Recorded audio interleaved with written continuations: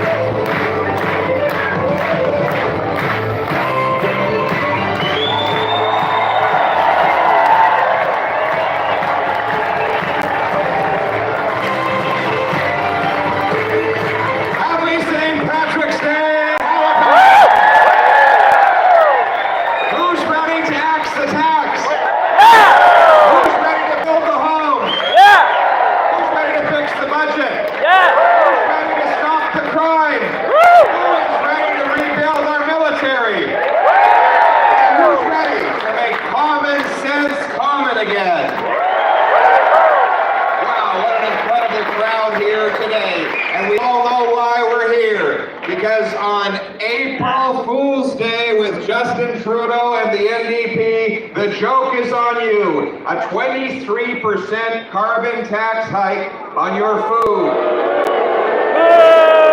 on your groceries, everything else. A job-killing tax that will put people out of work, make seniors choose between eating and heating, a tax we can't afford, that doesn't work, that we don't need. And so we're here today to send the message that all parliamentarians should vote with the Common Sense Conservatives next week to spike the hike until we can axe the tax.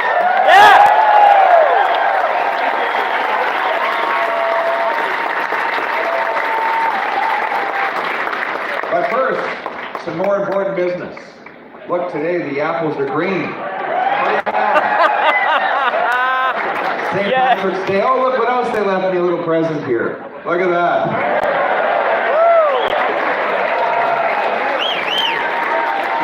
I can resist everything except temptation.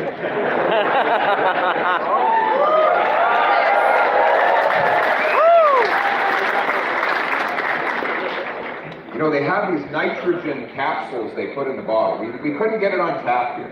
It's crazy, you know, the way the world's coming to after 8 years of Trudeau, you can't get it on tap anymore. You have to get it out of the can.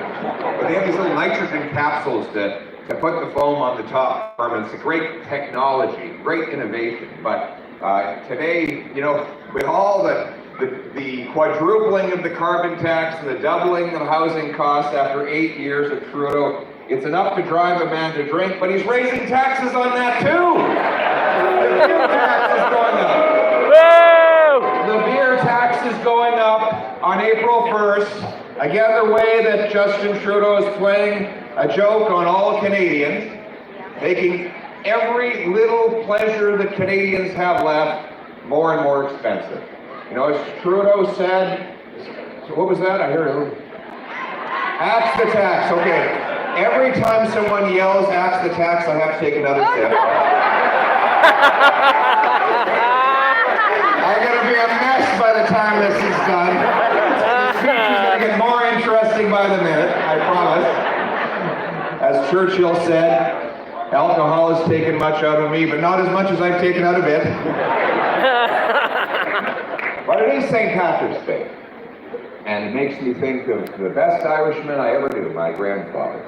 I was adopted, but my maternal biological grandfather was Patrick Farrell. My biological grandmother was Molly Malloy. Doesn't get any more Irish than that. Molly Malloy and Patrick Farrell. That's about as Irish as it gets. Of course, there are only two types of people in the world, those who are Irish and those who wish they were. But he came over to Canada from Ireland for a better life. He He started off by delivering ice. He drove an ice truck back then. And he worked his way up and raised a wonderful family, built a life for himself. And it makes me think of another great Irishman, one of our most famous, the great Brian Mulroney.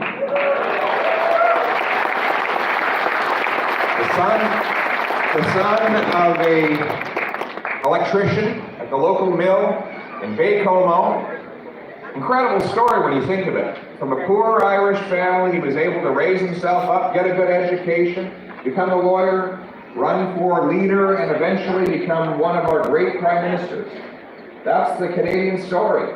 That story is one I grew up with when I was adopted to two school teachers, and they always taught me that in Canada, it didn't matter where you came from. It mattered where you were going. It didn't matter who you knew. It mattered what you could do. And that's the reason that my wife and her family came here as refugees from Venezuela. 6 of them crammed into a 2-bedroom apartment in working-class Montreal. Their father, having been a banker, had to get out of bed early, jump on the back of a pickup truck, and to go out to the middle of a fruit farm and pick fruit all day long so that he could feed his family. But now they're a very successful family. They've all achieved their dreams. Her brother is a carpenter, other brother is a soldier. Her sister is a nurse, and her father owns his own business.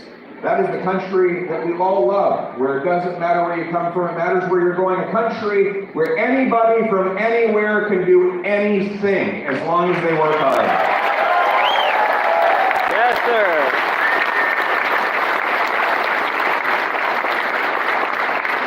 That was the Canadian promise, right? The Canadian promise. Work hard, you can do anything you want.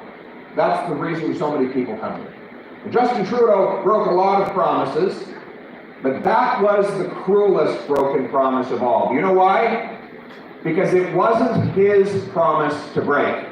It was a promise that belonged to all of us. And yet, when we look around us today, we see it, like everything else, is broken.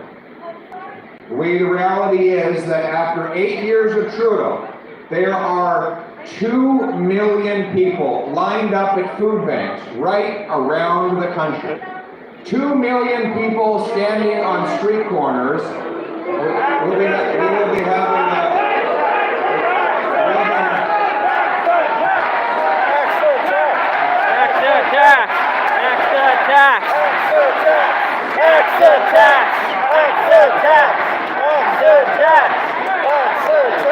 After 8 years of Trudeau, 2 million people line up at food banks all around the world.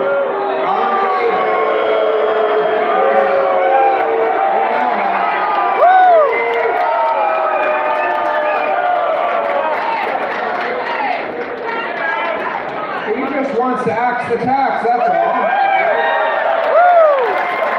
He wants to axe the tax. Look, I understand why people are frustrated when they look out in their streets today. They see 30 homeless encampments in Halifax after 8 years of Justin Trudeau. Were there 35 homeless encampments in the city before Trudeau? No! We have, the city officials have said there are at least 50 members of the military in Halifax living homeless. Members, active members are our armed forces that are forced to couch surf, live in parking lots, or be part of these terrible tent cities. After 8 years of Trudeau, there's now a new Facebook group. It's called the Dumpster Diving Network. People are literally forced to jump into garbage cans and eat, and they have shared their tips on an 8,000-person Facebook group. Can you imagine before Trudeau that we would have had that number of people who are networking together in order to find ways to eat out of garbage cans? After 8 years of Trudeau, we have carpenters who can't afford to live in the very homes that they build.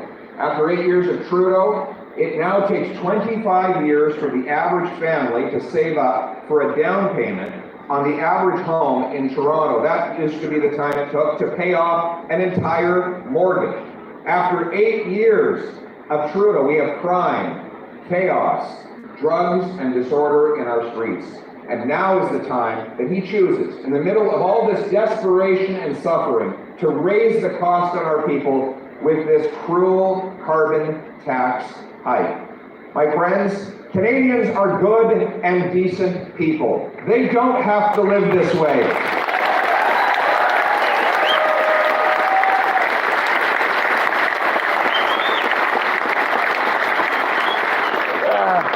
We don't have to give up